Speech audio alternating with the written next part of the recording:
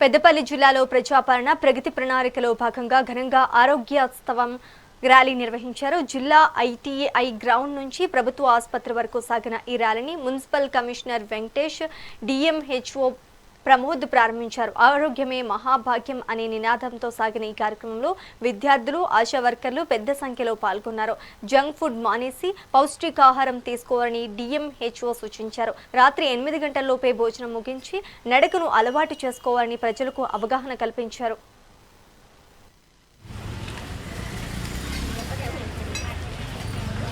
Safety day జరుపుకుంటున్నాము. దానిలో భాగంగా ఈట్ రైట్, ప్రజలకు సరైన ఆహారం ఏం తీసుకోవాలనేది అవగాహన కల్పించడం ఉద్దేశంతో ఈ యొక్క ఈట్ రైట్ వాక్ చేపట్టడం జరిగింది.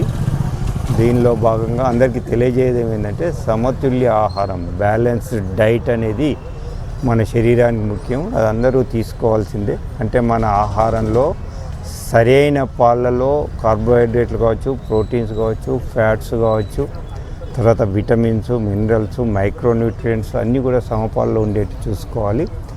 అవి ఎక్కువ తక్కువ అయినప్పుడు కూడా మనకు ప్రాబ్లమ్స్ వచ్చే ఛాన్స్ ఉంటుంది. కనుక దీని మీద ఫోకస్ పెట్టండి. అదేవిధంగా మన హైజీన్ అంటే పర్సనల్ హైజీన్ కావచ్చు, సరౌండింగ్స్లో శుభ్రత కూడా పాటించాల్సిందే. వండేటప్పుడు వండే వాళ్ళు కూడా సరైన శుభ్రత పాటించాలి.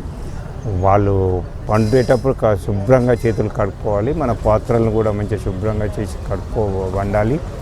మనం వండే పదార్థాలు, ఇంగ్రీడియంట్స్ ఏవైతే ఉన్నాయో వాటి మీద ఫోకస్ చేయమని చెప్పండి. ఎందుకంటే ఇప్పుడు మనకు వచ్చేది చాలా కల్తీ ఆహారం వస్తుంది. ఎలాంటి అడల్టరేషన్ లేకుండా మంచి ఆహారాన్ని తీసుకునే ప్రయత్నం చేయాలి.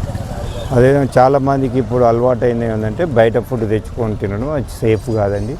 ఇంట్లో వండింది తాజా ఆహారమే తీసుకోండి. డైలీ కంపల్సరీ కూరగాయలు తీసుకోండి.